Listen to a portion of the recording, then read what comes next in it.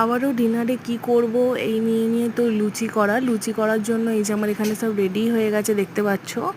আমি বেলে নিয়েছি আর এই যে আলু একটু তরকারি করেছি, এটা প্রেসারেই একটু নুন তেল হলুদ আর টমেটো কাঁচা লঙ্কা দিয়ে বসিয়ে দিয়েছিলাম, একটু সিটি হতেই হয়ে গেছে।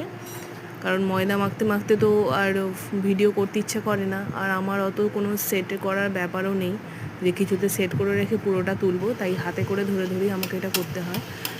আর দেখতেই পাচ্ছ আমি এখানে ভাজছি একটা একটা করে। তো খুবই গরমের মধ্যেও মাঝে মাঝে ইচ্ছা করে কিছু ভালো হোক, ভালো খাই, কারণ সারাদিন শেষে রাতে একটু কিছু না এটা ওটা খেলে যেন মনে হয় সারাদিনটা হয়তো কাটলোই না।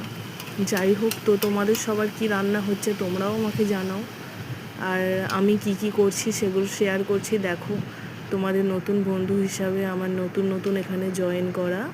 আমার একটা একটা করে ভাজা হয়েই গেছে, আর ওখানে তরকারিটাও আমি আগে থেকে করে রেখেছি। এইগুলো হয়ে গেলে এবার মেয়েকে খাওয়াবো, সে এখন টিভি দেখছে। আমার পুরো কমপ্লিট। তো গুড নাইট সবাইকে। ওটা একটু সাদা হয়েছে, বাদবাকিগুলো ঠিকই আছে। তো খুবই নরম হয়েছিল।